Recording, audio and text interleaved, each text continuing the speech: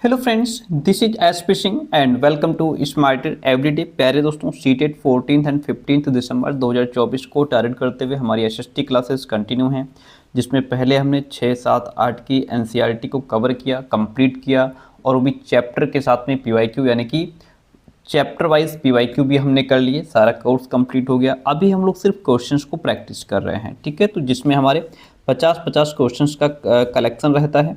ये जो भी विद्यार्थी इन क्वेश्चंस को ठीक से समझ लेता है, डेफिनेटली 60 में से वो 50 से 55 नंबर लाने का हकदार हो जाता है। बहुत बेहतरीन क्वेश्चंस का कलेक्शन है और आप जो क्वेश्चंस है उनके साथ में जो एनसीईआरटी में हमने थ्योरी पढ़ी है वो थ्योरी हमने साथ में टैग कर दी है जो क्वेश्चन है, ताकि चीज़ें आपको रिवाइज होती रहें, आप उसको बेहतर तरीके से समझते रहें।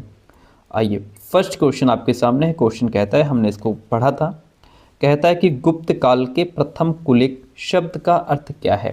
देखिए, गुप्त काल के प्रथम कुलिक शब्द का अर्थ होता है मुख्य शिल्पकार अर्थात चीफ क्राफ्ट्समैन। ओके, ये जो प्रथम कुलिक शब्द है गुप्त काल का शब्द है, इसका मतलब क्या होता था? चीफ क्राफ्ट्समैन यानी कि मुख्य शिल्पकार। अब इसमें और समझिए, देखिए, नगर श्रेष्ठी यानी मुख्य बैंकर या शहर का व्यापारी, ये देखिए उसी से जुड़े शब्द हैं गुप्त काल के। ओके, नगर श्रेष्ठी किसको कहा जाता था? जो मुख्य बैंकर होता था या फिर शहर का जो व्यापारी है उसको नगर श्रेष्ठी का नाम दिया गया। ओके, ठीक है। सार्थवाह यानी कि व्यापारियों के काफिले का जो नेता होता था उसे सार्थवाह कहा गया। प्रथम कुलिक, जैसा कि हमसे ऊपर प्रश्न में पूछा गया है, प्रथम कुलिक अर्थात मुख्य शिल्पकार। मुख्य शिल्पकार को गुप्त काल में क्या कहा गया? प्रथम कुलिक कहा गया। और कायस्थ यानी कि लिपिकों के प्रधान जैसे लोग यहाँ पे होते थे। तो आपको प्रश्न क्लियर हो गया। और प्रश्न से रिलेटेड अगर ये चीज़ें आपको याद नहीं रह रही हैं तो इनको लिख करके अपने सामने टांग लीजिए ताकि इसको आप रट पाएँ। ओके, ठीक है। चलिए, अगला प्रश्न आपके सामने है। कहता है, वो भूर्ज यानी बर्च छाल कहाँ पाई गई जिस पर ऋग्वेद की वैदिक प्रार्थनाएं अर्थात सूक्त लिखी गई हैं। वो भुर्ज या बर्च छाल कहाँ पाई गई? आपने एनसीईआरटी पढ़ी होगी तो आंसर आपके दिमाग में आ गया होगा। कश्मीर में पाई गई प्यारे दोस्तों। कहाँ पाई गई? कश्मीर में पाई गई। भुर्ज या बर्च छाल जो है वृक्ष की छाल पर लिखी ये जो पांडुलिपि थी हमने आपको दिखाया था वो कश्मीर में पाई गई थी। कहाँ पाई गई? कश्मीर में पाई गई। लगभग 150 वर्ष पहले ऋग्वेद को सबसे पहली बार छापने के लिए इसका उपयोग हुआ और इसी पांडुलिपि को देखकर अंग्रेजी अनुवाद तैयार हुआ था। ये पांडुलिपि पुणे महाराष्ट्र के एक पुस्तकालय में आज भी सुरक्षित है। अगला प्रश्न कहता है, देखिए, कौन सी तमिल कृति यानी कि कौन सी तमिल रचना हमें आम पुरुषों और महिलाओं के जीवन के बारे में सूचित करती है, यानी कि ऑर्डिनरी मैन एंड वीमेन के बारे में हमें कौन सी रचना है तमिल की जो सूचित करती है? तो वह है पेरिया पूर्णम। डियर फ्रेंड, कौन सी रचना है? पेरिया पूर्णम है। ठीक है, पेरिया पूर्णम नाम की जो तमिल रचना है ये हमें ऑर्डिनरी मैन एंड वीमेन के जीवन के बारे में जानकारी देती है, इंफॉर्मेशन देती है। ओके, यहीं से रिलेटेड और भी पॉइंट हैं। कहता है, करीब 1800 साल पहले एक प्रसिद्ध तमिल महाकाव्य सिलप्पदिकारम की रचना की गई। कब की गई? 1800 साल पहले तमिल का एक ये महाकाव्य है सिलप्पदिकारम, इसकी रचना की गई थी। आपको और बता दें, ये जो सिलप्पदिकारम है इसको तमिल साहित्य का प्रथम महाकाव्य माना गया है। प्रथम महाकाव्य माना गया है सिलप्पदिकारम को। चलिए आगे बढ़ते हैं। सिलप्पदिकारम की रचना इलांगो नाम के कवि ने की थी। किसने की थी सर? इलांगो नाम के कवि ने की थी। इसमें कहानी किसकी है? तो इसमें कोवलन नाम के एक व्यापारी की कहानी है और वो पुहार में रहता था। बस इतनी चीजें इसमें जानने की आपको जरूरत है। ठीक है, आगे बढ़ते हैं। जो हिस्ट्री के हमने नोट्स आपको प्रोवाइड करा रहे हैं उसमें ये सब चीजें हमने इंक्लूड की हुई हैं। एक और तमिल महाकाव्य है सर, वो है मणिमेखलई। क्या है? मणिमेखलई। इसको करीब 1400 साल पहले लिखा गया था। तमिल महाकाव्य ये भी है, इसको लिखा गया था 1400 साल पहले। इसकी रचना सत्यनार के द्वारा की गई। किसकी रचना? मणिमेखलई की सत्यनार के द्वारा इसको लिखा गया था। इसमें कोवलन और माधवी की बेटी की कहानी है। प्रश्न पूछ लेगा इसमें किसकी कहानी है? तो आप भूल जाएंगे कि किसमें किसकी कहानी है। ध्यान रखिएगा, इसमें कोवलन और माधवी की बेटी की कहानी है। ओके, और ये रचनाएं कई सदियों पहले ही खो गई थी, उनकी पांडुलिपियां दोबारा लगभग 100 साल पहले मिली हैं। जो याद रखने वाली चीज़ है उसको तुरंत नोट करो, चाहे रटो, कुछ भी करो, बट भूलो नहीं। प्रश्न कहता है निम्नलिखित कथनों पर विचार कीजिए। तवारीख को सुशिक्षित व्यक्तियों के द्वारा लिखा गया था, ये तो बात सही है। उर्दू में नहीं लिखा गया था सर, ये कट जाएगा। ठीक है, सुशिक्षित व्यक्तियों के द्वारा तो लिखा गया, लेकिन इसको उर्दू में नहीं लिखा गया। तवारीख के लेखक नगरों में रहते थे, बिल्कुल सही बात है। वे अक्सर अपने इतिहास सुल्तानों के लिए उनसे ढेर सारे पुरस्कार पाने की आशा में लिखा करते थे, ये भी बात सही है। तो यहाँ पे बी और सी आपका ऑप्शन जो है वह राइट हो जाएगा। और हम आगे बढ़ जाएंगे। यहाँ पे साफ साफ लिखा है इतिहास यानी कि तारीख जो है वो एक वचन शब्द है, तवारीख बहुवचन में आ जाता है। तो इतिहास जो है तारीख या तवारीख है जो सुल्तानों के शासनकाल में प्रशासन की भाषा फारसी में लिखे गए थे। सर किस में लिखे गए थे? फारसी में लिखे गए थे। इसीलिए तो हम कह रहे थे ना ये वाला गलत है, ये उर्दू में नहीं फारसी में लिखे गए थे। किसमें? फारसी में लिखे गए थे।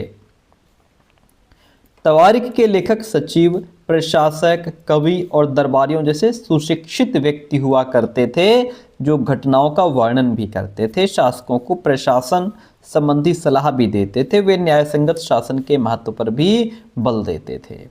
और तवारीख के लेखक, ध्यान रखिएगा, तवारीख के लेखक नगरों में, विशेषकर तो दिल्ली में रहते थे। कहाँ रहते थे? दिल्ली में, यानी कि नगरों में। ठीक है, जैसा कि प्रश्न में पूछा गया है, कहाँ रहते थे? नगरों में।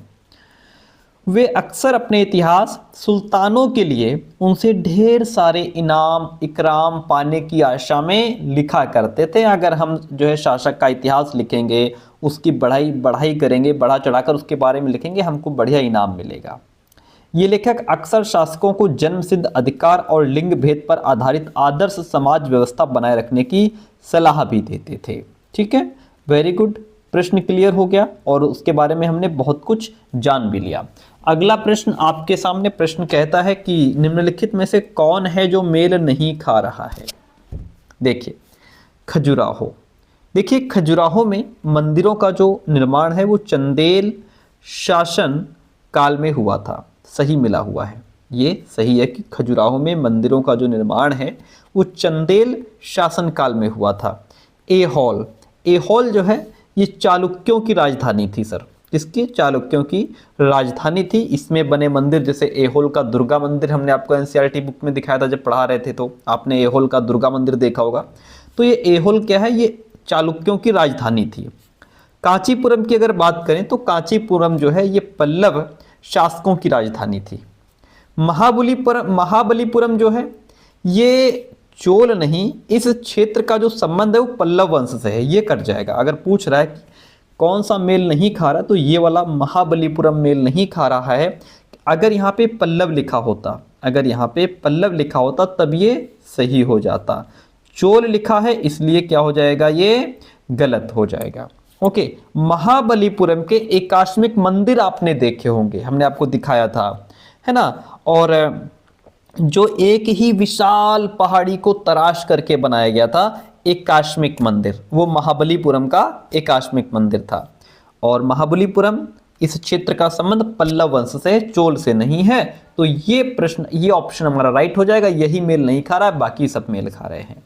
वेरी गुड, आगे बढ़ते। प्रश्न कहता है निम्नलिखित में से कौन सी रचना सूरदास के द्वारा संकलित नहीं है? सूरसागर, सूरसारावली, साहित्य लहरी, ये सभी सूरदास की रचनाएं हैं। साहित्य रत्ना सूरदास की रचना नहीं है। ओके, तो इसमें कौन सी रचना? साहित्य रत्ना। Option C is the right one in this question. अगला प्रश्न, प्यारा सा प्रश्न, बढ़िया प्रश्न, बड़ा प्रश्न। 18वीं शताब्दी के दौरान मुगल साम्राज्य धीरे धीरे कई स्वतंत्र क्षेत्रीय राज्यों में बिखर गया। हमने आपको समझाया भी था ये। ठीक है, वेरी गुड, सही है, रीजन सही है, कथन सही है। कारण कहता है कि मुगल सम्राटों की सत्ता के पतन के साथ कई प्रांतों के सूबेदारों और बड़े जमींदारों ने भारतीय उपमहाद्वीप के विभिन्न हिस्सों में अपनी शक्ति और ज्यादा प्रबल कर ली। जब मुगल सम्राटों की सत्ता का पतन हो रहा था तो जो प्रांतों के सूबेदार थे, जो बड़े जमींदार थे, उन्होंने क्या किया, विभिन्न हिस्सों में अपनी शक्ति को और ज्यादा मजबूत कर लिया, क्योंकि अब तो सम्राटों की सत्ता का पतन हो ही रहा था। जिस वजह से हुआ ये कि मुगल साम्राज्य धीरे धीरे कई स्वतंत्र क्षेत्रीय राज्यों में बिखर गया। तो यहां पे क्या हो जाएगा, यहां पे हमारा ये ए और आर दोनों ही सही है। आर सही व्याख्या कर रहा है ए की।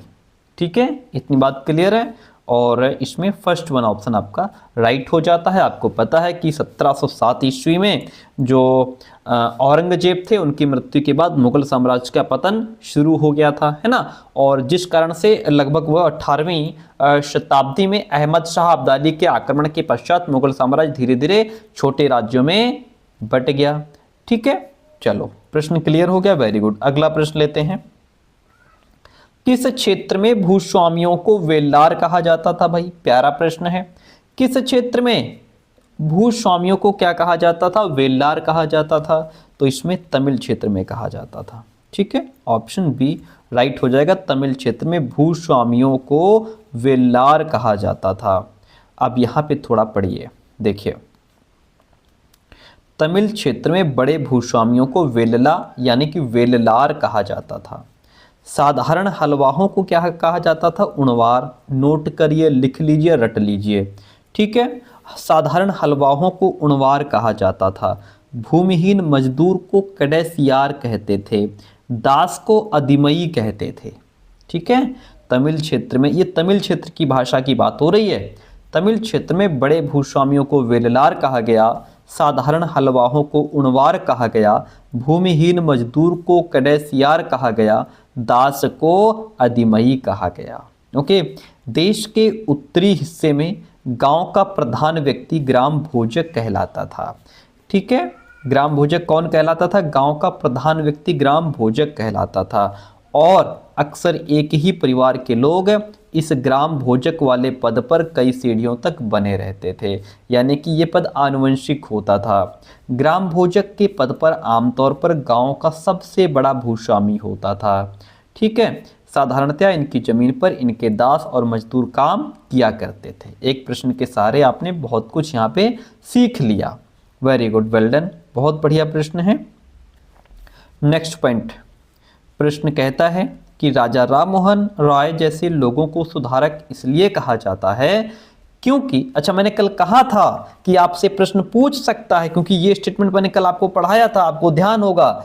ठीक है, ये थ्योरी हमने कल आपको समझा दी थी पहले ही। हमने कहा था कि ऐसे प्रश्न पूछ सकता है कि इनको सुधारक क्यों कहा जाता है, और वही प्रश्न देखो ये आ गया आज, है ना। कह रहा है कि राजा राममोहन राय जैसे लोगों को सुधारक इसलिए कहा जाता है क्योंकि ये मानते थे कि समाज में परिवर्तन लाना और अन्यायपूर्ण तौर तरीकों से छुटकारा पाना जरूरी है। वेरी गुड, सही है ऑप्शन हमारा। सुधारकों का विचार था कि इस तरह के परिवर्तन लाने के लिए लोगों को इस बात के लिए प्रेरित किया जाना चाहिए कि वे पुराने व्यवहार को छोड़कर जीवन का नया ढंग अपनाने के लिए तैयार हों। तभी तो परिवर्तन आएगा, तभी तो परिवर्तन हो सकता है। भाई परिवर्तन का मतलब है कि उसमें कुछ फेरबदल करना। जब तक पुराने व्यवहार जाएंगे नहीं तो नए को हम एक्सेप्ट कैसे कर पाएंगे। तो यहाँ पे दोनों ही ऑप्शन सही हैं, ए और बी दोनों राइट हैं। इसलिए मैं आपसे बार बार कहता हूँ कि अगर आप एनसीईआरटी पढ़ रहे हैं, अगर क्या मतलब एनसीईआरटी ही पढ़नी है आपको, सीटेट खुद कहता है कि हम एनसीईआरटी से बाहर पूछते नहीं, आपको एनसीईआरटी से बाहर पढ़ने की जरूरत नहीं। एनसीईआरटी में ये मान के चलिए कहीं भी एक शब्द भी आपको छोड़ना नहीं है, पूरी एनसीईआरटी ही इंपॉर्टेंट है। कहाँ से प्रश्न पूछ ले ये सिर्फ सीटेट ही जानता है। यहाँ पे हमने उसकी थ्योरी भी दे दी है जो कल आपको पढ़ाया था। राजा राममोहन रॉय जो हैं वो एक सुधारक थे। इन्होंने कलकत्ता में ब्रह्मो सभा के नाम से एक सुधारवादी संगठन बनाया था। बाद में ब्रह्मो समाज के नाम से उसको जाना गया।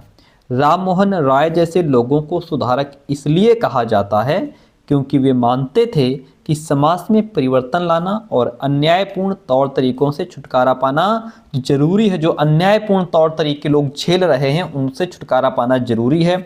उनका विचार था कि इस तरह के परिवर्तन लाने के लिए लोगों को इस बात के लिए इंस्पायर या प्रेरित किया जाना चाहिए कि वे पुराने व्यवहार को छोड़कर जीवन का नया ढंग अपनाने के लिए तैयार हों। पूरा का पूरा स्टेटमेंट यहाँ से उठा लिया, ए यहाँ से उठा लिया और बी यहाँ से उठा लिया, क्वेश्चन आपके सामने रख दिया। ठीक है, तो इस तरीके से थ्योरी अगर आपने पढ़ी है तभी आप सीटेट क्रैक कर पाएंगे। पूर्व मद्रास चेन्नई में स्थापित जो वेद समाज है वो किससे प्रेरित था? ठीक है, जो वेद समाज है वो किससे प्रेरित था? तो जो वेद समाज है वह ब्रह्मो समाज से प्रेरित था। क्या लिखा है? ब्रह्मो समाज या ब्रह्म समाज के द्वारा वेद समाज प्रेरित था। Option C is the right one in this question. Detail में यहां पे समझिए। देखिए कह रहा है कि वेद समाज किससे प्रेरित था? वेद समाज ब्रह्मो समाज से प्रेरित था। ओके, थोड़ा और जान लीजिए। वेद समाज मद्रास यानी कि चेन्नई में 1864 में वेद समाज की स्थापना हुई थी। वेद समाज ब्रह्मो समाज से प्रेरित था। ओके, प्रार्थना समाज 1867 में बंबई में स्थापित प्रार्थना समाज ने जातीय बंधनों को खत्म करने और बाल विवाह के उन्मूलन के लिए प्रयास किया था। यानी कि जो प्रार्थना समाज है इसकी स्थापना 1867 में हुई थी। कहाँ हुई थी सर? बंबई में हुई थी। ठीक है, ये बात आप ध्यान रखिएगा। चलिए आगे बढ़ते हैं। अलीगढ़ आंदोलन आपने पहले भी पढ़ा होगा। अगला प्रश्न फिर लीजिए, प्यारा सा प्रश्न आपके सामने है। कथन कहता है कि ई.वी. रामास्वामी नायकर, जिसको पेरियार भी कहा गया, इन्होंने मनुसंहिता, भगवत गीता, रामायण जैसे ग्रंथों की आलोचना की। जी बिल्कुल की, कोई शक नहीं है इसमें। पेरियार ने देखा कि ये जो ग्रंथ हैं ये निम्न जातियों के ऊपर, उच्च जातियों और महिलाओं के ऊपर पुरुषों का वर्चस्व स्थापित करने के लिए उपयोग में लाए जाते हैं। कि यहाँ पे जो पुरुष हैं वो स्त्रियों पर भी और दूसरी जातियों के लोगों पर भी अपना वर्चस्व स्थापित करने का प्रयास करते हैं या स्थापित करते हैं।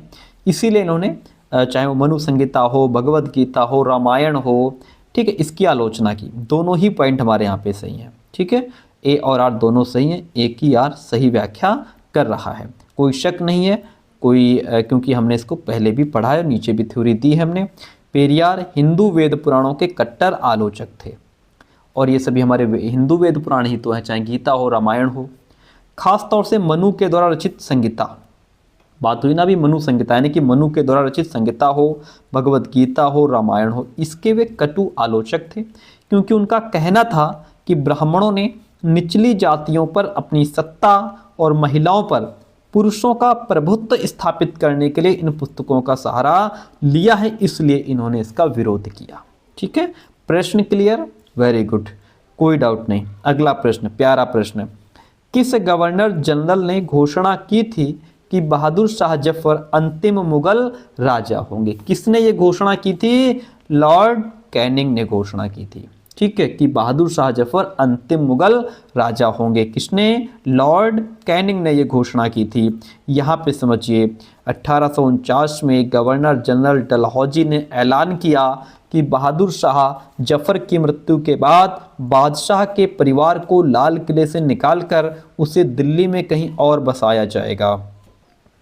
ये प्रश्न, यहाँ से प्रश्न पहले पूछा जा चुका है कि किसने ऐलान किया था कि बहादुर शाह की जब मृत्यु हो जाएगी तो उसके बाद लाल किले से उसके परिवार को निकाल दिया जाएगा। किसने ऐलान किया था? तो गवर्नर जनरल डलहौजी ने ऐसा ऐलान किया था। कब किया था? 1849 में किया था। फिर 1856 में गवर्नर जनरल कैनिंग ने फैसला किया कि बहादुर शाह जफर आखिरी मुगल बादशाह होंगे। उनकी मृत्यु के बाद उनके किसी भी वंशज को बादशाह नहीं माना जाएगा, उन्हें केवल राजकुमारों के रूप में मान्यता दी जाएगी। ठीक है, गवर्नर जनरल कैनिंग ने फैसला लिया था कि वो आखिरी मुगल बादशाह होंगे। डलहौजी ने ऐलान किया था कि जब वो मर जाएंगे तो उनके परिवार को दिल्ली से बाहर खदेड़ दिया जाएगा। तो दोनों बातें ध्यान रखिएगा, इन्होंने 1849 में कहा था, इन्होंने 1856 में कहा था। ठीक है, बात क्लियर है? Very good. अगला प्रश्न लीजिए। निम्नलिखित में से किस भाषा में केसरी अखबार छपता था? हमने आपको पढ़ाया है केसरी अखबार मराठी भाषा में छपता था। सर किस भाषा में छपता था? मराठी भाषा में केसरी अखबार छपता था। ठीक है, और केसरी अखबार देखिए यहाँ पे पढ़िए, तिलक के संपादन में, यानी कि केसरी अखबार का प्रकाशन बाल गंगाधर तिलक के द्वारा बम्बई में किया गया था। तिलक के संपादन में निकलने वाला मराठी अखबार, भाषा कौन सी थी सर? मराठी। ठीक है। अखबार केसरी ब्रिटिश शासन का कट्टर आलोचक बन गया था। इसका संपादन बाल गंगाधर तिलक ने बंबई से किया था। अगला प्रश्न लीजिए, प्यारा प्रश्न है, कहता है कि उत्तरी ध्रुव व्रत और उत्तरी ध्रुव के बीच के क्षेत्र में बहुत ठंड होती है। ध्यान दीजिए, उत्तरी ध्रुव व्रत और उत्तरी ध्रुव दो चीजें हैं। उत्तरी ध्रुव व्रत और उत्तरी ध्रुव, ये रहा सर आपके सामने। उत्तरी ध्रुव व्रत कहाँ है? ये रहा उत्तरी ध्रुव व्रत और उत्तरी ध्रुव। इसके बीच में ये कह रहा है कि यहाँ पे बहुत ठंड होती है सर। क्यों होती है भैया यहाँ पे इतनी ठंड, क्या कारण है? ठीक है। सेकंड ऑप्शन हमारा कह रहा था, अभी ऊपर पढ़ा दूंगा मैं। सेकंड ऑप्शन कह रहा था कि सूर्य की किरणें, ये रहा सूर्य, इसकी किरणें हमेशा यहाँ पे तिरछी होती हैं, कम ऊष्मा देती हैं, इसलिए ठंड होती है। ये उसका कारण था। देखिए अब मैं आपको समझाता हूँ कि यहाँ पे ठंड इतनी कम क्यों, यानी कि यहाँ पे ठंड इतनी अधिक क्यों होती है। देखिए ये सूर्य है और सूर्य का जो प्रकाश है वो सीधा यहाँ पे पड़ता है। भाई सूर्य यहाँ पे है तो सूर्य का प्रकाश सीधा यहाँ पे पड़ेगा। जो किरणें सूर्य की यहाँ पे पड़ेंगी, जाहिर सी बात हो उनमें बहुत ज़्यादा पावर होगी, तो यहाँ पे गर्मी मतलब भर होती है। ये उष्ण कटिबंधीय क्षेत्र होता है, यहाँ पे मतलब भर गर्मी होती है। फिर ये जो किरणें हैं वो ऐसे ऐसे ऐसे करके यहाँ पे बिल्कुल तिरछी किरणें, मुश्किल से ही रोशनी पहुँचती है यहाँ पे। तो यहाँ पे क्या है कि बहुत कम ऊष्मा प्राप्त होती है, क्योंकि जो किरणें यहाँ पे पड़ रही हैं उनमें दम नहीं है, उनमें पावर नहीं है, उनमें गर्मी नहीं है। क्योंकि जब आप टार्च मारते हैं, रात में आपने टार्च जलाई होगी, टार्च मारते तो जहाँ पे सीधा फोकस पड़ता है वहाँ पे बिल्कुल तगड़ी लाइट पड़ती है, साफ नज़र आता है। उजेला तो साइड में भी होता है ना, लेकिन साइड में उतना साफ क्यों दिखाई नहीं देता? क्योंकि वहाँ पे उसकी किरणें तिरछी हो जाती हैं, उनमें पावर नहीं होती इतनी। तो वही यहाँ पे इसीलिए इतनी ठंड पड़ती है, क्योंकि इन किरणों में पावर नहीं होती, इन किरणों में ऊष्मा नहीं होती, इन किरणों में उतनी गर्मी नहीं होती है, क्योंकि ये बहुत तिरछी होती हैं। ज़्यादा पावर तो इनमें होती है जो यहाँ पे पड़ती हैं, इनमें उतनी ऊष्मा होती नहीं है, गर्मी होती नहीं है, इस वजह से यहाँ पे अधिक ठंड पड़ती है। ठीक है। तो यही प्रश्न कह रहा था कि उत्तरी ध्रुव व्रत और उत्तरी ध्रुव के बीच के क्षेत्र में बहुत अधिक ठंड होती है, क्योंकि सूर्य की किरणें हमेशा तिरछी होती हैं, कम ऊष्मा देती हैं, पावर उनमें इतनी होती नहीं है जिससे कि वहाँ गर्मी पैदा हो सके। बस उजेला वहाँ पहुँच रहा है, वही बहुत है। दोनों ही प्रश्न सही हैं, ए और आर दोनों सही हैं, आर ए की सही व्याख्या कर रहा है। ठीक है। चलिए, तो इसके बारे में हमने पहले ही पढ़ लिया था, आगे बढ़ जाते हैं। सूर्य पूर्व में उदय होता है, क्यों? क्योंकि पृथ्वी पूर्व से पश्चिम की ओर चक्कर लगाती है क्या?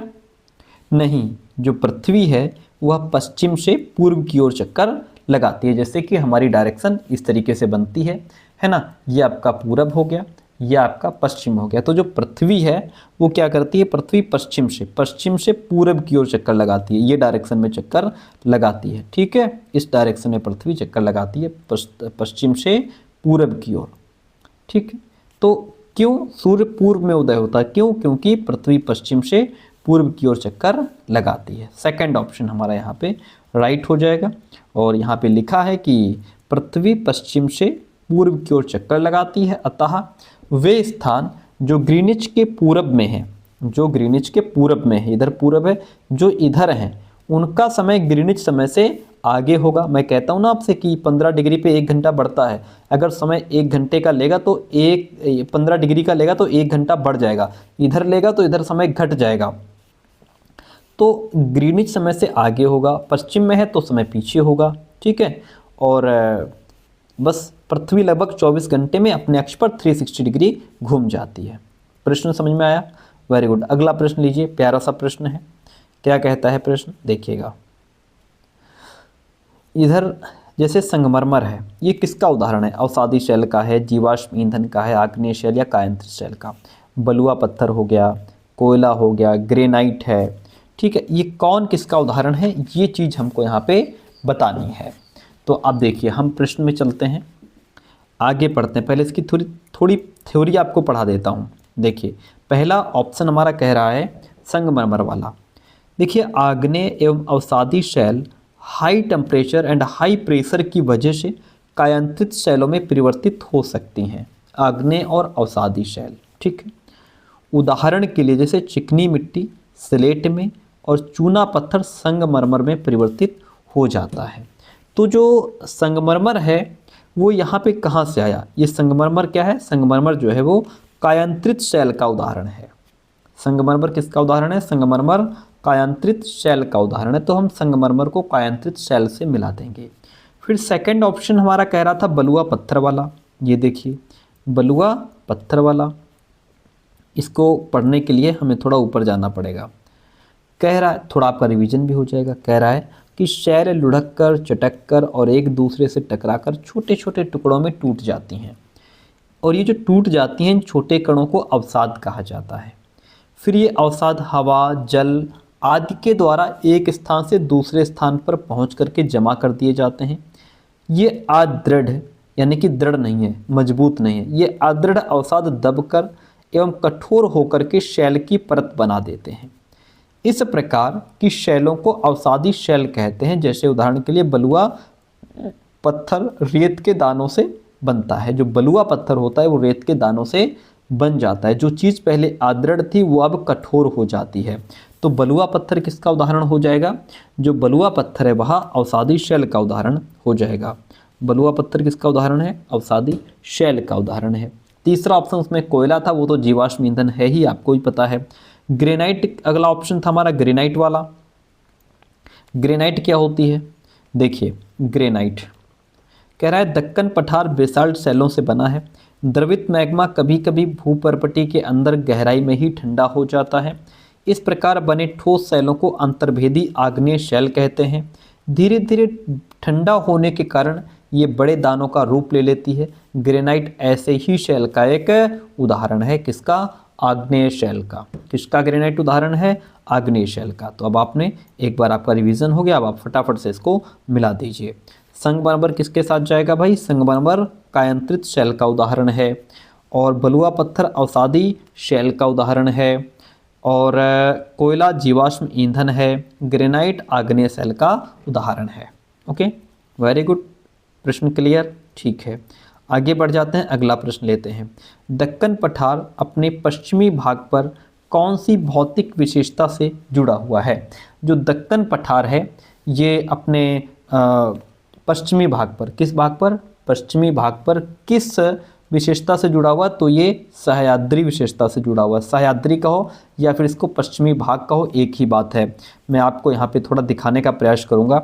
ये जो दक्कन पठार है इसके पश्चिम में पश्चिमी घाट या सह्याद्री, पश्चिमी घाट कहो या सह्याद्री कहो, और पूर्व में पूर्वी घाट स्थित है। पश्चिम घाट का विस्तार एक समान रूप में है, हो सकता है यहाँ पे, हाँ ये रहा, लगाया है हमने, देखिए ये देखिए, ये रहा दक्कन पठार, ये इसका पश्चिमी भाग है जो पूरा एक सीधी रेखा, यानी कि यहाँ पे ये पर्वत पूरा सीधा है। यहाँ पे देखिए हल्का हल्का ब्रेक है पूर्वी हिस्से में, यहाँ पे टूटा है, फिर यहाँ पे देखिए, यानी कि पूर्वी घाट इसका टूटा हुआ, ये टूटा, फिर ये टूटा, फिर यहाँ से टूटा, ये दक्कन पठार है। ठीक है, क्या है? ये दक्कन पठार है। और यहाँ पे इसके बारे में कह रहा है कि पश्चिमी घाट का विस्तार एक समान रूप में है, जबकि पूर्वी घाट बीच बीच में टूटा हुआ और असमान है। ठीक है, तो समझ गए। अब ये देखिए जो पश्चिमी घाट या सह्याद्री, पश्चिमी घाट या सह्याद्री की यहाँ पे बात हो रही है। दक्कन पठार अपने पश्चिमी भाग पर सह्याद्री विशेषता से जुड़ा हुआ है। अगला प्रश्न लेते हैं। नेक्स्ट प्रश्न आपके सामने कहता है कि स्थल रूप, इधर उसके घटक हैं। तटबंध कैसे बनता है? क्या पवन से बनता है? स्टैक कैसे बनते हैं? स्टैक मैंने कल आपको समझाया था, वो जो इधर ऐसे करके समुद्र में तरंगों के माध्यम से जो दीवार बनी रह जाती है। ठीक है, तो इसमें क्या हो जाएगा हमारा? स्टैक समुद्री तरंगों की वजह से बनते हैं। स्टैक समुद्री तरंगों की वजह से बनते हैं। हिमोड हिमनद की वजह से बन पाते हैं। तो बी और डी इसमें सही मिश्रण है, बी और डी राइट है। देखिए यहाँ पे हमने कल समझाया था स्टैक कैसे बनता है। लगातार अपर्दन छत को भी तोड़ देता है, यहाँ पे जो छत होती है उसको भी तोड़ देता है, और केवल दीवारें बचती हैं। दीवार जैसी इन आकृतियों को स्टैक कहा जाता है। ये रही दीवार जैसी आकृति है, इसको स्टैक कहा जाता है। ये किसकी वजह से होता है? ये समुद्री तरंगों की वजह से होता है। ठीक है, सेकंड कह रहा था हमारा हिमोड हिमनद वाला ऑप्शन। देखिए कह रहा है कि हिमनद के द्वारा, हिमनद यानी कि बर्फ की नदी के माध्यम से जो भी पदार्थ लाया जाता है, छोटे बड़े शैल, रेत एवं तलछट, मिट्टी निक्षेपित होते हैं। ये निक्षेप हिमनद हिमोड का निर्माण करते हैं। किसका? हिमनद हिमोड का निर्माण करते हैं। तो हिमोड के साथ हम हिमनद मिला देंगे। अगला प्रश्न कहता है लद्दाख की जलवायु अत्यधिक शीतल और शुष्क है। निम्न में से कौन सा कारक इसके लिए उत्तरदायी है? भाई किसकी वजह से लद्दाख की जलवायु इतनी शीतल है और शुष्क है? तो किसकी वजह से है? ऊंचाई की वजह से डियर फ्रेंड। किसकी वजह से है?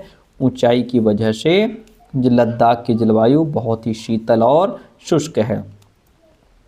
यहाँ पे लिखा है लद्दाख को ठंडा रेगिस्तान भी कहा गया है।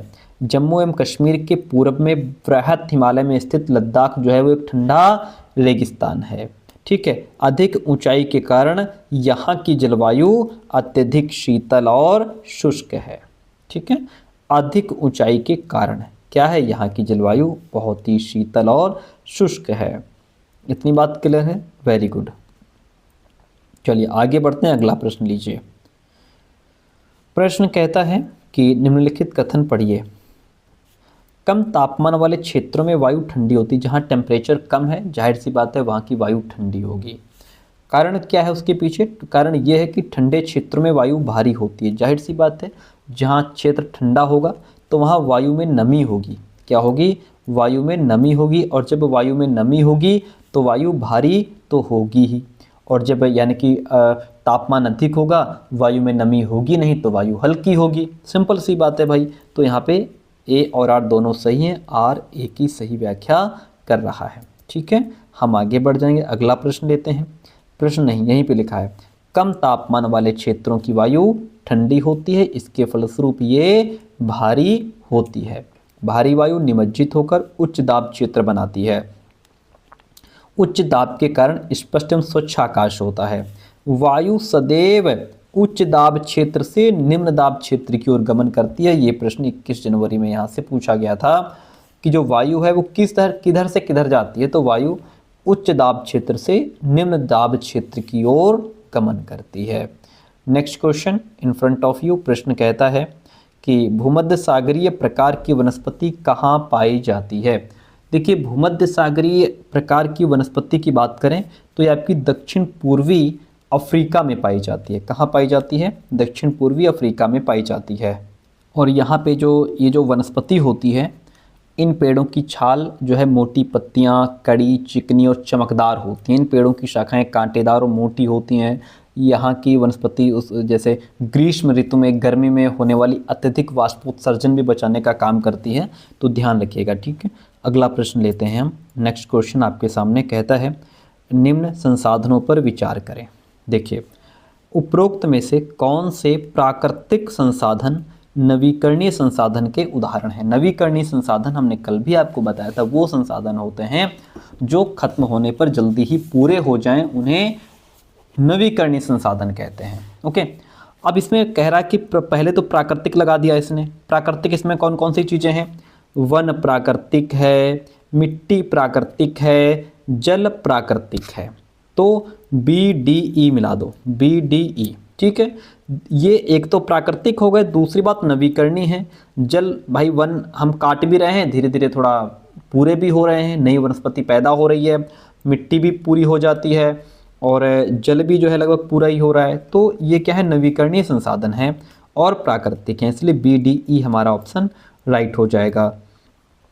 प्रश्न कहता है कि मृदा के विरचन यानी कि मृदा के गठन में कौन से कारक मुख्य भूमिका निभाते हैं। जब मृदा तैयार होती है, उसका गठन होता है, तो उसमें मुख्य भूमिका कौन निभाता है? मुख्य भूमिका एक तो मूल चट्टान जो जनक शैल जिसको कहा जाता है, और दूसरी जलवायु से संबंधी कारक।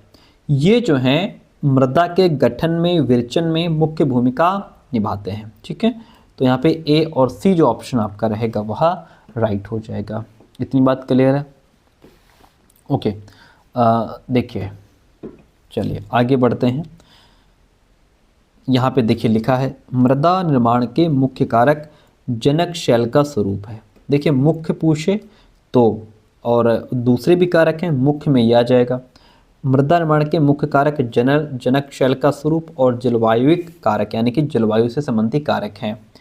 मृदा के निर्माण के अन्य कारक जैसे स्थल की आकृति हो गई, जैविक पदार्थों की भूमिका हो गई, मृदा निर्माण के संगठन में लगा समय हो गया, ये सभी अन्य कारक में आ जाएंगे, ये अन्य में आ जाएंगे और मुख्य में ये दो आएंगे, जनक शैल का स्वरूप और जलवायु से संबंधित कारक, ये मृदा निर्माण के मुख्य कारक के अंतर्गत आएंगे। अगला प्रश्न कहता है कि निम्नलिखित में से कौन सा जनसंपर्क माध्यम का उदाहरण नहीं है। समाचार पत्र जनसंपर्क माध्यम का उदाहरण है, रेडियो जनसंपर्क माध्यम का उदाहरण है, और टेलीविज़न क्या है, जनसंपर्क माध्यम का क्या हो जाएगा, उदाहरण है।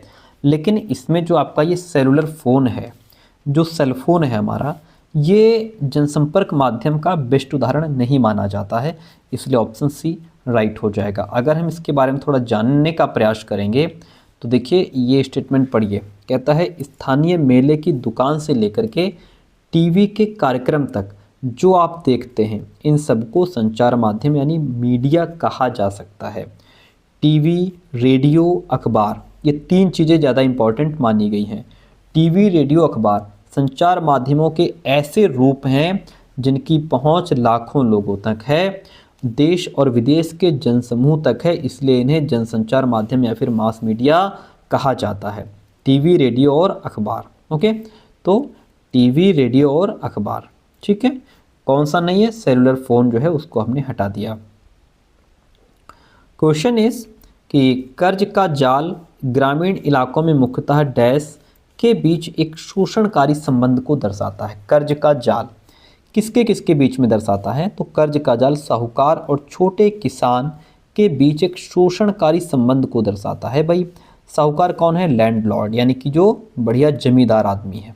छोटा किसान बेचारा बीघा दो बीघा वाला, इनसे क्या करता है, कर्ज लेता है, फसल बीजता है, फसल बढ़िया नहीं, फिर कर्ज लिया, कर्ज नहीं दे पा रहा है, तो साहूकार अब यहाँ पे उसके ऊपर ब्याज पे ब्याज ठोकता चला जाता है और ये छोटा किसान उसके नीचे दबता चला जाता है। इस तरीके से इसका शोषण ये करते रहते हैं, क्योंकि अब ये छोटा किसान इसका कर्ज जब ज़्यादा हो गया तो चुका ही नहीं पा रहा, मुश्किल से ब्याज दे पाता है, फिर ये हर साल उसको जोड़ करके फिर ब्याज पे ब्याज लगा देते हैं, फिर ब्याज पे ब्याज लगा देते हैं, तो ये बेचारा दबता चला जाता है, इसका शोषण शुरू हो जाता है यहीं से।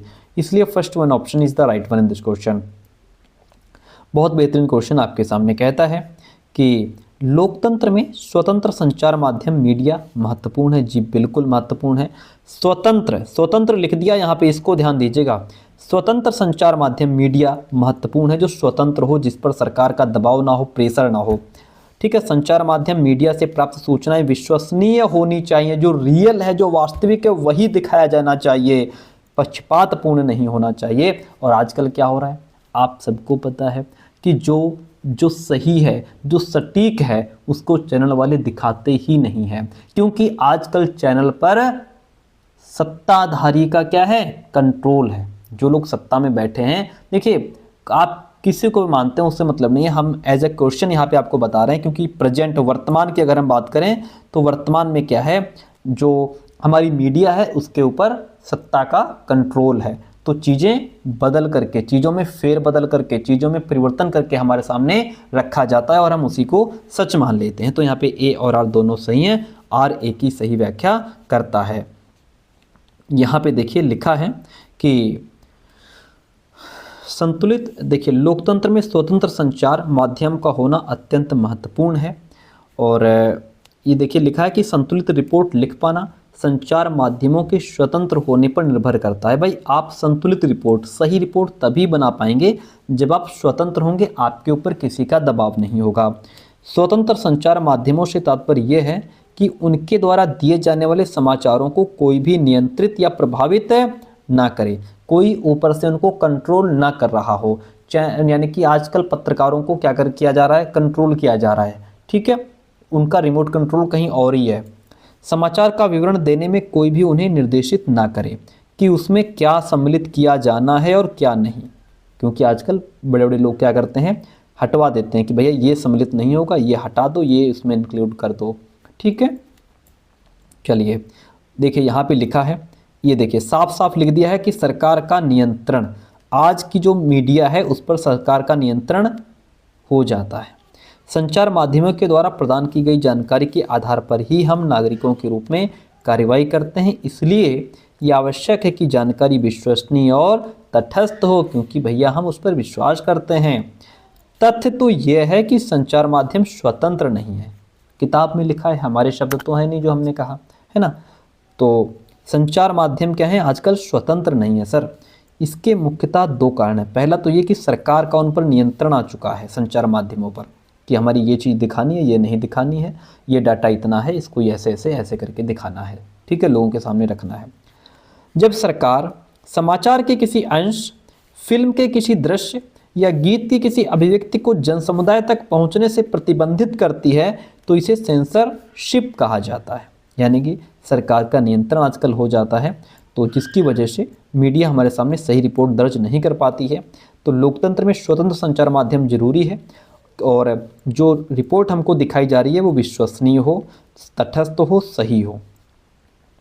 क्वेश्चन लीजिए, भारत में सरकार काम करती है। भारत में सरकार जो है वो राज्य स्तर और राष्ट्रीय स्तर पर काम करती है। राज्य स्तर और राष्ट्रीय स्तर पर काम करती है। बी और सी क्वेश्चन हमारा राइट हो गया। कौन सरपंच की तरह काम करता है? अन्य वार्ड सदस्यों के द्वारा चयनित यानी चुना गया एक वार्ड सदस्य जो होता है वो सरपंच की तरह काम करता है। जैसे कि आपको हमने बताया था कि एक ग्राम पंचायत जो है वो कई वार्डों यानी कि छोटे क्षेत्रों में बटी हुई होती है। प्रत्येक वार्ड अपना एक प्रतिनिधि चुनता है जो वार्ड पंच के नाम से जाना जाता है। फिर क्या होता है, ये सभी वार्ड पंच मिलकर के एक नए वार्ड सदस्य को चुनते हैं जो क्या करता है, सरपंच की भूमिका निभाता है या फिर जो है सरपंच की तरह काम करता है। ठीक है, पहले सभी वार्ड सदस्यों से एक एक वार्ड सदस्य, पहले सभी वार्डों से एक एक वार्ड सदस्य चुना जाता है। फिर वो सभी वार्ड सदस्य मिलकर के एक वार्ड सदस्य चुनते हैं। ये जो है ये फिर सरपंच की तरह काम करता है। अगला क्वेश्चन लीजिए, लेबर चौक किसे कहते हैं? लेबर चौक ऐसी जगह है जहां दिहाड़ी मजदूर काम की तलाश में इकट्ठा होते हैं, उसे लेबर चौक कहा जाता है। क्या? जहां पे बेचारे दिहाड़ी मजदूर काम की तलाश में इकट्ठा होते हैं उसे लेबर चौक कहा जाता है।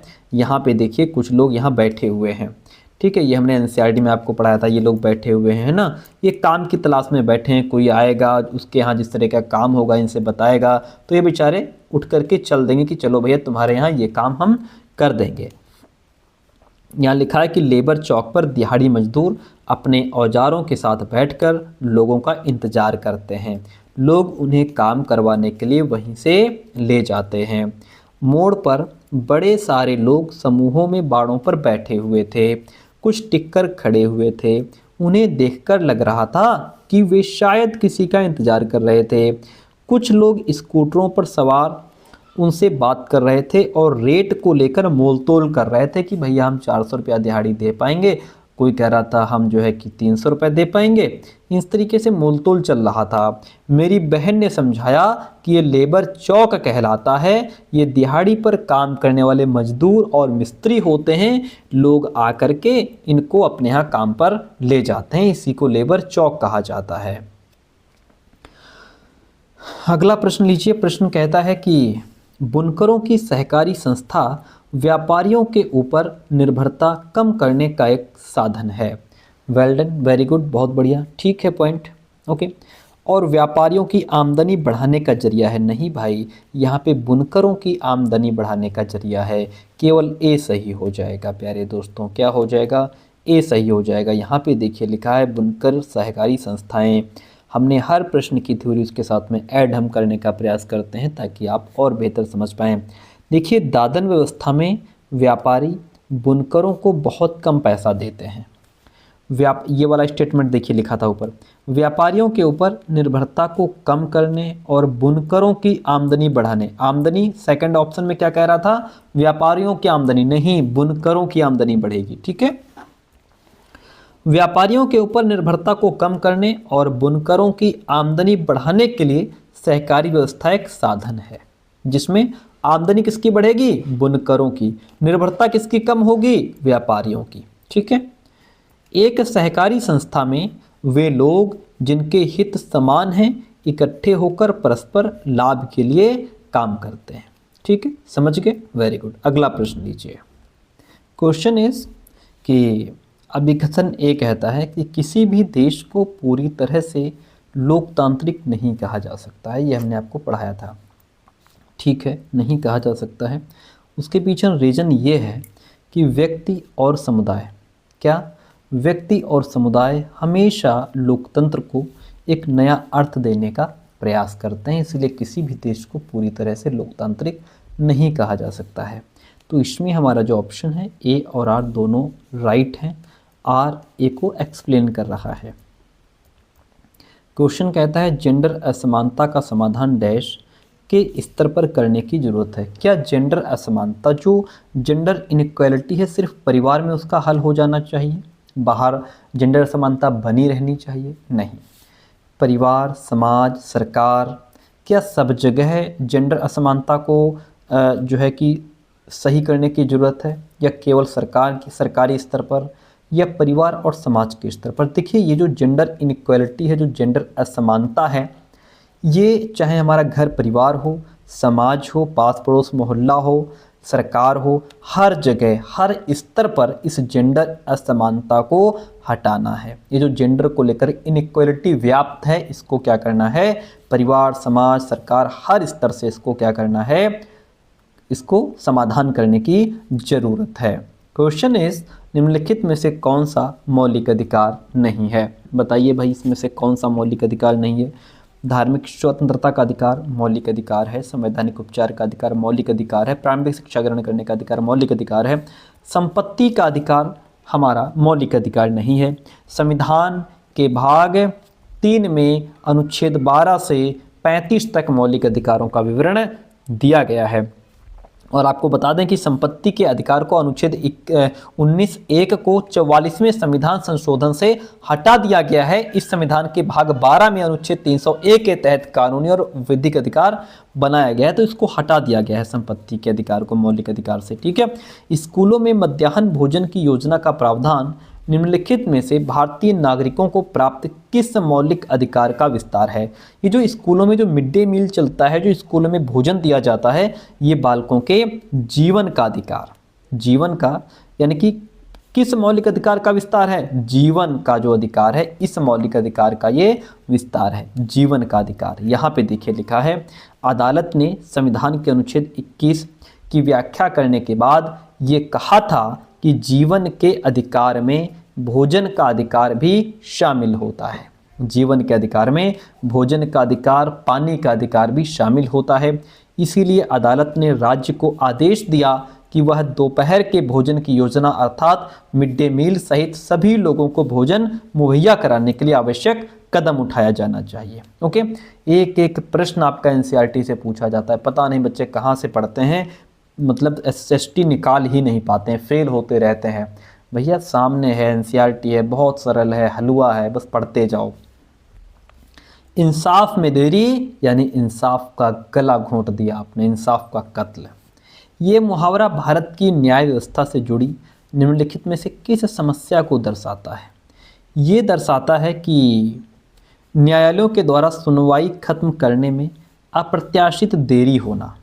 ठीक है, इसी को लेकर के कहा गया है कि इंसाफ में देरी यानी इंसाफ का कत्ल हो गया। ठीक है, सुनवाई खत्म करने में अप्रत्याशित देरी होना कि मतलब कोई भी मुकदमा है, बहुत लंबे समय तक चला, पता लगे जो बेचारा जो जिसको अपराध जिसने किया था, जिसको सज़ा मिलनी थी, वो पता लगे बाद में मर गया, उसके बाद फाइल खुली, तो क्या है?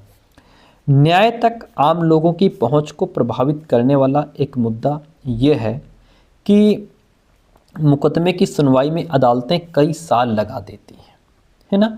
ये क्या है? न्याय तक आम लोगों की पहुंच को प्रभावित करता है। बेचारे आम लोग हैं, उनको न्याय मिल ही नहीं पाता।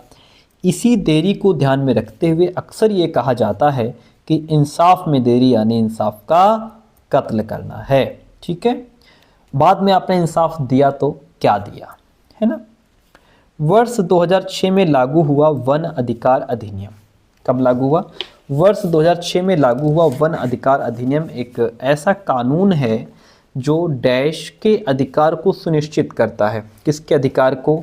ये आपको बताते चलें कि वनवासी, ये वनवासी और अनुसूचित जनजाति, ए और बी हो जाएगा। हाँ ठीक है।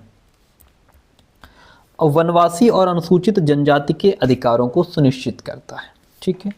और ये जो अधिनियम है, ये अधिनियम वनों में रहने वाले और वनों पर अपनी जीविका और अन्य जो कार्य हैं उनके लिए निर्भर लोगों के अधिकारों को मान्यता देता है, जो अपनी जीविका के लिए जंगलों पर ही निर्भर हैं। और यह अधिनियम वन निवासियों को खेती करने वाली भूमि, वन के जो प्रोडक्ट हैं, चराई है, इन सब चीज़ों का अधिकार उनको देता है। किनको? वनवासी और अनुसूचित जनजाति के लोगों को। ठीक है। किस स्थिति को अनुभव करने के साथ हाशियाकरण अक्सर संबंधित होता है? हाशियाकरण का मतलब होता है किसी को किनारे पर ढकेल देना, बिल्कुल किनारे पर ढकेल देना। फिर जो हाशियाकरण का शिकार होते हैं वो सेंटर में नहीं आ पाते। ऐसे लोगों को बहुत सारी चीज़ों का अभाव रहता है, इनके साथ भेदभाव किया जाता है, समानता नहीं होती इनके अंदर, गर्व नहीं होता, ये बेचारे अपने आप को शक्तिहीन महसूस करते हैं, है ना। इनके पास चीज़ों का अभाव रहता है। तो अभाव और भेदभाव हो जाएगा यहाँ पे बेस्ट ऑप्शन। क्या हो जाएगा? अभाव और भेदभाव। प्रश्न इस कि निम्न समस्या समाधान के स्तरों को सही क्रम में व्यवस्थित कीजिए। अगर आपको कोई प्रॉब्लम सॉल्व करनी है सर, अगर आपको कोई प्रॉब्लम सॉल्व करनी है तो उसका क्या स्टेप होगा? सबसे पहले तो जो समस्या होगी हम उसका सूत्रीकरण करेंगे, यानी कि हम उसको एक्सप्लेन करेंगे। यदि हम बच्चों को बता रहे हैं तो बच्चों को विधिवत तरीके से उस प्रॉब्लम को बताएंगे। ठीक है। या हम खुद भी समझेंगे पहले। ठीक है। उसके बाद ही तो उसका सॉल्यूशन शुरू करेंगे।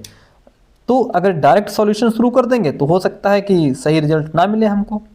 तो क्या करेंगे? पहले समस्या को विधिवत तरीके से जान लेंगे, समझ लेंगे। बच्चे को बता रहे हैं तो व्याख्या करेंगे, उसकी समझाएंगे। सी पहले आएगा। फिर क्या करेंगे? फिर उससे रिलेटेड हम विचारों और विकल्पों को उत्पन्न करेंगे कि आखिर अब इसको कैसे सॉल्व करना है। उसके लिए हम क्या करेंगे? विचार बनाएंगे। ठीक है। थॉट्स लाएंगे उसके लिए अपने अंदर हम, क्या क्या इसके ऑप्शंस हो सकते हैं सॉल्व करने की इस प्रॉब्लम को, क्या क्या विकल्प हो सकते हैं, किसके माध्यम से प्रॉब्लम सॉल्व हो सकती है। ठीक है। फिर उसके बाद में हम चलेंगे, नहीं मूल्यांकन तो लास्ट में आएगा। फिर उसके बाद में हम उसको सॉल्व करने के एक पूरा प्लान तैयार कर लेंगे और फिर प्लान तैयार करके उसको उस प्रॉब्लम पर अप्लाई कर देंगे और प्रॉब्लम हमारी सॉल्व हो जाएगी।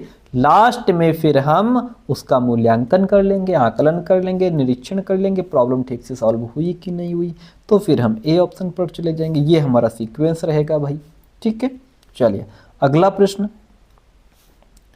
कहता है कि ऐतिहासिक अध्ययन डैश के विकास में मदद करता है। अगर बच्चा हिस्टोरिकल स्टडी कर रहा है तो ये बच्चे को किस चीज़ में हेल्प करता है? किस चीज़ में हेल्प करता है भाई? आध्यात्मिक पक्ष के स्तर पर, आध्यात्मिक पक्ष या फिर नहीं, हिस्ट्री अगर पढ़ा रहे हैं तो आध्यात्मिक पक्ष का स्तर मजबूत होगा? नहीं, गलत है। ज्ञानात्मक पक्ष का स्तर, बिल्कुल सही बात है। मनोक्रियात्मक पक्ष का जो स्तर है ये तो हाथ से संबंधित चीज़ें होती हैं इसमें। आर्थिक पक्ष का इकोनॉमिक डोमेन भी इसमें नहीं आएगा। बेस्ट ऑप्शन रहेगा ज्ञानात्मक पक्ष के स्तर के विकास में मदद करेगा हिस्टोरिकल स्टडी। ठीक है। देखिए ज्ञानात्मक का संबंध जैसे सूचनाओं का ज्ञान, फैक्ट्स की जानकारी हो गई, है ना, तथ्यों की जानकारी हो गई। ज्ञानात्मक पक्ष के अंतर्गत शिक्षार्थी शब्दों, सिंबल्स, डेफिनेशंस, फॉर्मूलाज इनको प्रमुख कॉन्सेप्ट के रूप में याद कर लेता है, इनको मेन कॉन्सेप्ट के रूप में याद कर लेता है। ठीक है। और जैसे कि जो पूर्व में घटनाएं हो चुकी हैं उनको वर्तमान के साथ जोड़ना, ये ज्ञानात्मक पक्ष के स्तर के अंतर्गत आता है। तो इसलिए ऐतिहासिक अध्ययन, जो घटनाएं पहले हो गई हैं उनको आज अगर हम बच्चे को बता रहे हैं, समझा रहे हैं, बच्चा उनको जान रहा है, याद कर रहा है, तो ये उसके ज्ञानात्मक पक्ष के स्तर से जुड़ी हुई हैं, जुड़ जाती हैं। Option B is the right one this question.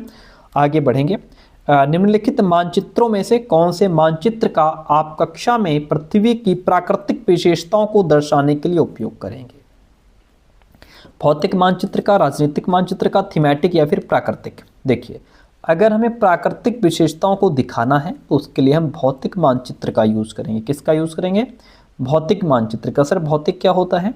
पृथ्वी की प्राकृतिक आकृतियों को अगर समझाना है, जैसा कि प्रश्न कह रहा है, तो फिर हम भौतिक मानचित्र का ही प्रयोग करेंगे। जैसे पर्वत दिखाने हैं, पठार दिखाने हैं, मैदान, नदियाँ, महासागर, इनको दिखाने वाले मानचित्र को भौतिक या फिर उच्चावच मानचित्र कहा जाता है। सेकंड ऑप्शन उसमें हमारा दिया था उसका राजनीतिक मानचित्र का। राजनीतिक मानचित्र क्या होता है सर?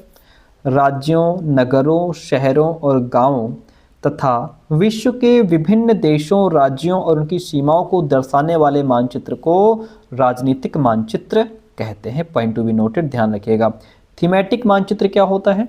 कुछ मानचित्र विशेष जानकारियां प्रदान करते हैं। जैसे सड़क मानचित्र विशेष जानकारियां देते हैं, कौन सी सड़क कहाँ जा रही है, कहाँ पे जाके मिल रही है ना, विशेष जानकारियां हमको यहाँ से मिलती हैं।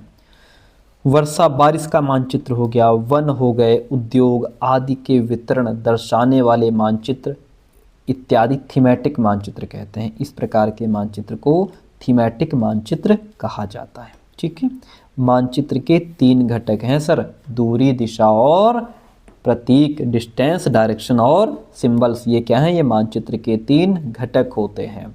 एक प्रश्न के माध्यम से बहुत कुछ सीख लिया। Next question in front of you, प्रश्न कहता है, अच्छा देखिए, जो हमने हिस्ट्री आपको करवाया है, हिस्ट्री के कंप्लीट नोट्स अवेलेबल हैं हमारे पास। ठीक है, जिसमें 6, 7, 8 की कंप्लीट हिस्ट्री की theory with chapter wise PYQ आपको मिल जाएंगे। उसके लिए आप हमें अभी लास्ट में आपको नंबर दे देंगे, उस नंबर पे मैसेज करके नोट्स आप ले सकते हैं। थोड़ी बहुत फीस आपको पे करनी होगी, आपको कंप्लीट नोट्स मिल जाएंगे।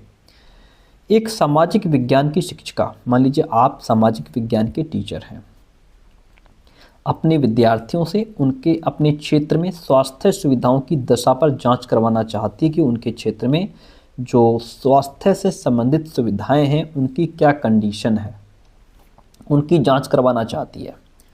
निम्नलिखित में से उनकी पाठ्य योजना में, लेसन प्लान में क्या स्थान हो सकता है? स्थानीय स्वास्थ्य केंद्र में भ्रमण का आयोजन, क्या ये वो कर सकती हैं? बिल्कुल, अगर जो है टीचर हैं और स्वास्थ्य की क्या कंडीशन है इसको दिखाना है, तो जो आपका जो पड़ोस में कोई स्वास्थ्य केंद्र हो वहाँ पर ले जाकर के बच्चों को आप दिखा सकते हैं। सरकार को गरीबों को स्वास्थ्य सेवाएं क्यों उपलब्ध करवानी चाहिए, इस पर आप चर्चा कर सकती हैं। इससे बच्चे स्वास्थ्य सेवाओं के बारे में जानेंगे, समझेंगे, अपने विचार प्रकट करेंगे। संपूर्ण विश्व में, देखिए संपूर्ण विश्व ला करके बच्चे को सामने हम यहाँ कहाँ रख देंगे? विश्व में बच्चों में पाए जाने वाले कुपोषण के आंकड़े दिखाना। सिर्फ कुपोषण के आंकड़े दिखाने से क्या स्वास्थ्य से संबंधित सुविधाओं की जो दशा है उनकी जानकारी बच्चों को मिल पाएगी? नहीं मिल पाएगी। ए और बी ठीक है, इसमें ए और बी ऑप्शन राइट हो जाएगा। अगला प्रश्न और है, हाँ 2 प्रश्न और बचते हैं। ये प्रश्न कहता है कि मैं एक मुस्लिम बाहुल्य क्षेत्र में रहती हूँ, यानी कि क्षेत्र ऐसा है जहाँ पे मुस्लिम लोग ज़्यादा हैं। मैं और मेरा भाई पड़ोस में ही इफ्तार की एक दावत में गए थे। ध्यान दे करके शब्दों को पढ़ा करो। इफ्तार की दावत थी और हमने परंपरागत कपड़े यानी क्रमशः शेरवानी, सलवार कमीज़ पहन रखे थे। बाद में हमने अपने कपड़े बदलकर जीन्स और टी-शर्ट पहन लिए।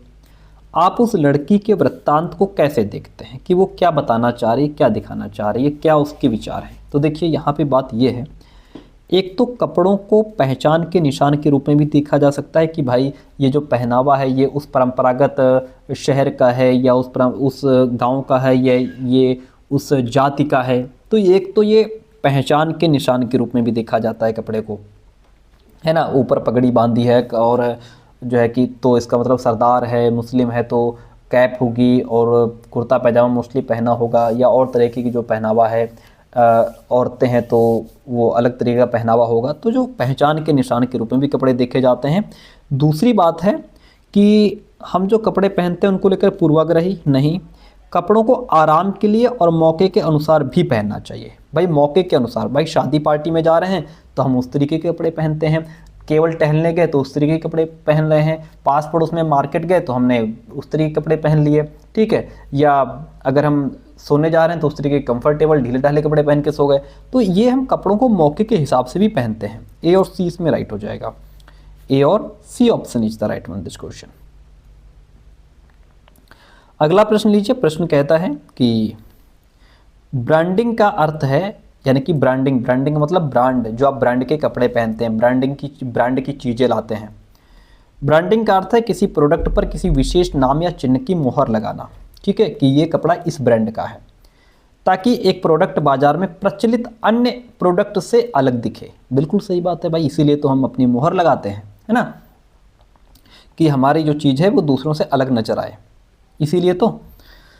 दूसरा ये कह रहा है कि ब्रांडिंग या दागना पशुपालन की जरूरत से उभरा एक शब्द है। जहां मालिकों ने पशुओं पर पहचानने की समस्या को दूर करने के लिए अपना खास चिन्ह लगाने को सोचा था, वहां से ये शब्द निकल करके आया है। ये भी बात बहुत बढ़िया है। ए और आर दोनों सही हैं, ए की आर सही व्याख्या करता है, ठीक है। तो ये थे हमारे आज के प्रश्न। और अगर आपने अभी तक हमारे हिस्ट्री के नोट्स नहीं लिए हैं तो उसके लिए आप हमें इस नंबर पे 9628182649, जो हमने हिस्ट्री के मैराथन कराई हैं 2 घंटे की, उसको आप देख लीजिए। उसकी पीडीएफ चाहिए तो इस नंबर पे व्हाट्सअप करिए, आपको हिस्ट्री के कंप्लीट नोट्स मिल जाएंगे। क्लास कैसी रही आप जरूर बता करके जाइए। थैंक यू सो मच, मिलते हैं बहुत जल्दी नेक्स्ट क्लास में।